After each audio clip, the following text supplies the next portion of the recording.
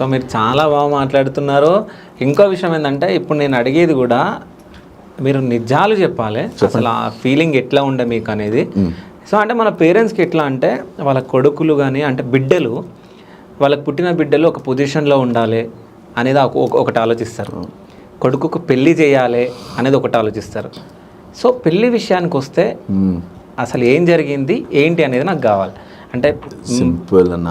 So basically సంబంధాలు చూసాము, కొంతమంది రెడీ ఉండే, కొంతమంది రెడీ లేకుండే, అంటే ఎవరు కూడా కన్ఫర్మ్ ఏమీ లేదు అన్నట్టు కొన్ని ఉన్నాయి. అంటే మా పేరెంట్స్ అన్నీ చెప్పుకోరు, వాళ్ళు ఎంతమంది ఎన్ని సంబంధాలు చూసిరేదో మనకు తెలియదు. కానీ మరి అంటే కొన్ని సిచ్యువేషన్స్లో ఎట్లయిపోయిందంటే ఇంకా సంబంధాలు చూసాము కానీ సమ్మాది అదవే ఏదో ఒక రీజన్ వల్ల ఆగిపోయినాయి ఉన్నాయి. అంతెందుకన్నా లిటరలీ పోయి నేను దాన్ని ఏమంటారు ఆర్ఫనేజ్ నుంచి చేసుకుందాం అనుకున్నా పిల్లని. I was ready for that also. కానీ నేను నా బిజీ షెడ్యూల్ వల్ల చూడలేదు, అది కూడా ఓకే అయిపోయింది. అది వేరే వాళ్ళు చేసుకున్నాను, okay fine.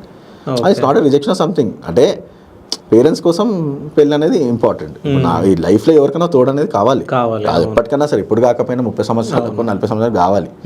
So someone has to. ఇప్పుడు నా కేసులో అయితే కంపల్సరీ అవసరం. ఓకే, డిపెండెంట్ ఉంటామా లేదా సెకండరీ, కానీ మనకు అవసరం. అట్లా అర్థం చేసుకొని రావాలి అని చెప్పేసి మరి ఎవరెవరు ఏ మెంటాలిటీతో వస్తారో ఎవరు తెలియదు మనకి.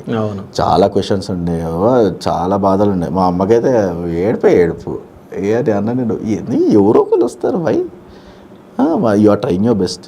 బట్ ఆ మూమెంట్ అంటే నేను కూడా రిలేషన్లో ఉండే, నేను వాళ్ళ పరంగా వాళ్ళ పేరెంట్స్ సైడ్ నుంచి ఆలోచించి నేను కూడా ఫోర్స్ చేయలేదు, ఉంటే ఉండండి లేకపోతే లేదు. యాక్సిడెంట్ ముందు నుంచి రిలేషన్ ఉందా లేకుంటే తర్వాత? ఏది ఇప్పుడు రిలేషన్ యాక్షన్ తర్వాతే. ఓకే.